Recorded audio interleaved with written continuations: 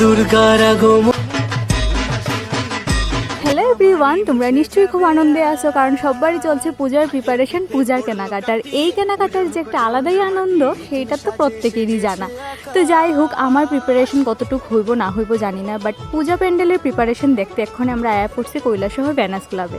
আর কৈলাসহরের বড় বড় 5টা পূজার মধ্যে এইটাও একটা, আর যেটা কিনা এই বছর এই পূজা 52 বছরে পা দিতে চলতেছে। মানে ভাবো কতটা পুরান ঐতিহ্য বহন করে ভেনাস ক্লাবের এই পূজা।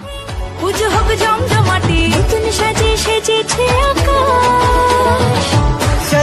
এইবারের পুজোতে হইতাছে সাঁওতালি থিম, আর আমরা প্রত্যেকেই কম বেশি এই সাঁওতালি জাতির ব্যাপারে জানি। আর মা দুর্গারে দেওয়া হইতাছে সাঁওতালি রূপসজ্জা। তো যেটা কইতে আসিলাম, এই সাঁওতালি ভাষাটা যতটা পুরান ততটাই এটার হিস্ট্রি ইন্টারেস্টে ভরা। আর রিসেন্টলি এটার ব্যাপারে এত কিছু জানি না, আমার এতটাই ইন্টারেস্ট লাগছে যে ভাবলাম তোমরা সঙ্গে ওইটা একটু শেয়ার করা যায়। বেসিক্যালি এই ভাষা শুরু হয় আজকের থেকে 4000 বছর আগে, যেটা ভাষাবিদরা কইয়া গেছেন। কিন্তু এই ভাষা লক্ষ বছর পুরানা প্রাচীন পৌরাণিক ভাষার মধ্যে একটা ভাষা, যেটা কিনা আজকের থেকে 4000 বছর আগে ইন্দো চায়না থেকে উড়িষ্যার সাইডে আয়ে। আর দ্যাট টাইম ওই ভাষাটা ফার্স্ট টাইম শোনা যায়। আর উড়িষ্যা থেকে আস্তে আস্তে পুরো ইন্ডিয়াতে এই ভাষাটা ছড়াইয়া যায়। বাট এই ভাষার কোনো লিপি আসিল না, আর আমরা ইন্ডিয়ার সংবিধানেও এই ভাষার কোনো স্থান আসিল না। জাস্ট মুখে মুখে জেনারেশন ওয়াইজ এই ভাষাটা চলে যাইতেছিল। দ্যাট টাইম উড়িয়া, বাংলা আর রোমান লিপি চলতো, আর এই 3 লিপির সাহায্যে সাঁওতালি লিপি লেখা হয়।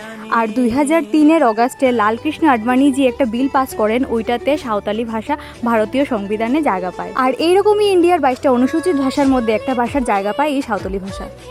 লিপিবদ্ধ হয়েছিল আর রাষ্ট্রীয় সংবিধানে লাগুও হয়ে গেছিল। বাট তখনও এই ভাষাটা পুরাদমে সম্মান পাইছিল, কারণ অন্যান্য ভাষা যেমন হিন্দি, বাংলা, ইংলিশের মতো এই ভাষার স্কুলে কলেজে কোনো স্থান আসিল না। কিন্তু 2013তে একটা বিল পাস হয়, আর অন্যান্য ভাষার মতো এই ভাষাও স্কুলে কলেজে মর্যাদা পাওয়া শুরু করে। আর দেখতে দেখতেই আজকে 140 কোটি জনসংখ্যার মধ্যে প্রায় 12 থেকে 15 কোটি মানুষ এই ভাষায় কথা কয়। আর সব থেকে বেশি যে জায়গায় এই ভাষার প্রয়োগ হয় ওইটা হলো ওয়েস্ট বেঙ্গল। আর ওয়েস্ট বেঙ্গলের মধ্যে ঝাড়গ্রাম, বাঁকুড়া, পুরুলিয়া, পশ্চিম মেদিনীপুর, মালদা, পূর্ব বর্ধমান, এমন আরো অন্যান্য জায়গাতে এই ভাষার উপয়োগ করতে দেখা যায়। পাশাপাশি আমরা নেপাল, ভুটান, বাংলাদেশেও এই ভাষার জাতির মানুষ অনেক দেখা যায়।